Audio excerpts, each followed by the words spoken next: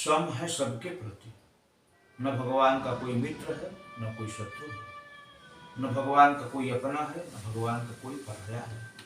वो साक्षात धर्म स्वरूप है और केवल धर्म के लिए वो कार्य करते हैं। इस संदर्भ में श्रीमद् भागवत महापुराण का वह दृष्टांत जिसे सुनने के बाद आपको यह बात समझ में आ जाएगी कि धर्म की रक्षा के लिए भगवान क्या क्या कर सकते हैं।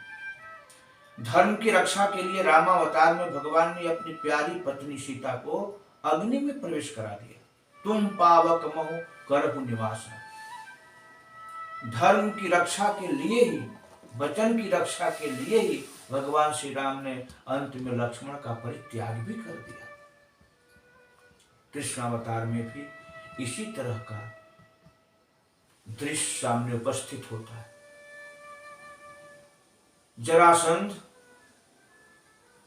के 23 अक्षौणी सेना का वध भगवान श्री कृष्ण और बलराम दोनों ने मिलकर के 17 बार अकेले किया। महाभारत युद्ध में 18 अक्षौणी सेना का वध भगवान श्री कृष्ण हाथ में चाबुक और घोड़े की लगाम लेकर कर दिए। अस्त्र शस्त्र नहीं उठाना है तो नहीं उठाए। उन्होंने अपने हाथ से महाभारत युद्ध में किसी का वध नहीं किया। फिर भी उन्हें यह महसूस हो रहा था कि पृथ्वी पर सनातन धर्म की रक्षा के लिए हमें जितना कार्य करना चाहिए था उतना नहीं हो पाया। तो भगवान बहुत चिंतित हुए और उन्होंने विचार किया कि यह 56 कोट जदुवंशी जो सब तरह से धन बल बुद्धि विद्या प्रभाव स्वभाव विचार आचरण में उद्धत और उदंड से हो रहे हैं, इनका समन कैसे किया जाए। तब भगवान ने ब्राह्मणों को याद किया और द्वारिका के समीप में ही उस समय भारतवर्ष के जो सर्वश्रेष्ठ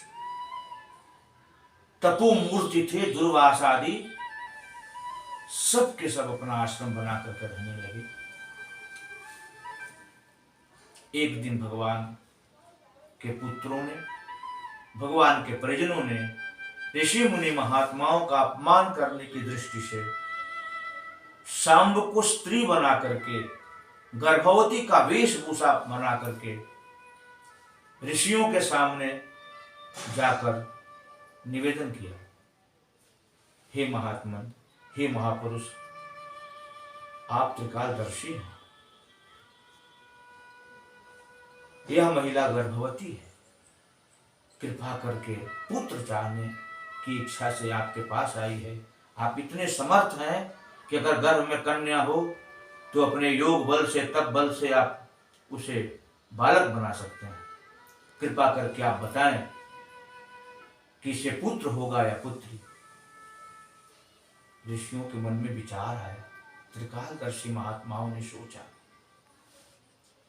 जो साक्षात धर्म स्वरूप है, वंदे सनातनम धर्मम कृष्णम देवम परात्परम, जो साक्षात धर्म स्वरूप है, धर्म मूर्ति है। यदा यदा हि धर्मस्य ग्लानिर्भवति भारत अभ्युत्थानम् अधर्मस्य तदात्मानं सृजाम्यहम् परित्राणाय साधूनां विनाशाय च दुष्कृतां धर्म संस्थापनार्थाय संभवामि युगे। जिनकी संकल्पना है, जो अभी अभी इस भू भार को, जो आतताइयों, कद्याचारियों, कदाचारियों, भ्रष्टाचारियों, दुराचारियों से, व्यभिचारियों से व्याप्त पृथ्वी के दुख को दूर करने के लिए मनुष्य रूप में अवतार लेकर अभी विराजमान है, उनकी उपस्थिति में यदि उनके परिवार के लोग इतने उद्धत उदंड हो रहे हैं, तो जब प्रभु इस धराधाम को छोड़ करके अपने लोक पधारेंगे तब ये क्या करेंगे। ब्राह्मणों ने सोचा, संसार में जिसे सुदर्शन चक्र नारायण का, भगवान शिव का त्रिशूल, ब्रह्मा जी के कमंडलों का जल और सभी देवताओं के महान महान अस्त्र अत्याचारियों का समन करने में जब असमर्थ होते हैं, तब ब्राह्मणों की वाणी निकलती है और महान प्रलय, महाविनाश हो जाता है। ऋषियों ने सोचा, शायद भगवान श्री कृष्ण यही समझ रहे होंगे कि हमारे वंश के विनाश के लिए ब्राह्मणों की वाणी की आवश्यकता है, तो ऋषियों ने क्रोधित होकर कहा, जनयिष्यति ओ मंदहा मुसलम कुलनाशनम। मूर्खों, साक्षात धर्म स्वरूप भगवान श्रीमन नारायण के कृष्णावतार की उपस्थिति में द्वारिका में उनके आश्रय में रहकर तुम इतने उद्धत उदंड हो गए हो कि सनातन धर्म स्वरूप ब्राह्मणों का अपमान कर रहे हो। इसके गर्भ से मूसल निकलेगा लोहे का और वो तुम्हारे कुल का विनाश करके, कुल खानदान को नष्ट करके ही समाप्त होगा। यह मूसल इतना भयंकर होगा कि यदुवंशियों में कोई बचेगा नहीं। अब तो अपने किए का बड़ा पश्चाताप हुआ।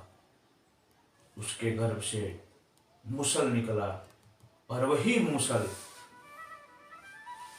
उग्रसेन महाराज के कहने पर चूर्ण चूर्ण करके प्रभास क्षेत्र में फेंक दिया गया, जो एक खास विशेष तलवार नुमा। आप सोच सकते हैं कि लोहे के चूर्ण के एक एक चूर्ण से एक एक तलवार का जन्म हो गया, एक एक तलवार प्रकट हो गए उस खारे जल में, उस समुद्र के मध्य में, और कालांतर में उसी घास विशेष से 56 करोड़ यदुवंशियों का विनाश हो गया। इसलिए भूल करके भी ब्राह्मणों का अपमान नहीं करना चाहिए। ब्राह्मण साक्षात वेद स्वरूप है, ब्राह्मण भगवान के मुख हैं। वेदा में वचनम विप्र, वेद भगवान की वाणी है और मुख ब्राह्मण है। जब ब्राह्मण बोलते हैं तो वेद बोलते हैं, अर्थात भगवान नारायण की वाणी बोलते हैं। इसलिए मैं बार बार कहता हूं कि भगवान श्री कृष्ण, भगवान श्री राम अथवा प्रभु के जितने अवतार हुए हैं वो सम होते हैं। शत्रु मित्र से ऊपर की चीज है वो, उनका न कोई शत्रु होता है न उनका कोई मित्र होता है। वे एकदम सनातन धर्म स्वरूप होने के कारण वो धर्म के ही पक्ष में रहते हैं। इसलिए हमको आपको निरंतर सतत लगातार अपने जीवन में सबसे अधिक महत्वपूर्ण धर्म को ही मानना चाहिए। धर्म और संबंध और मर्यादा जब तीनों एक साथ आए तो व्यक्ति को मर्यादा को, संबंध को छोड़ करके धर्म के पक्ष में खड़ा होना चाहिए।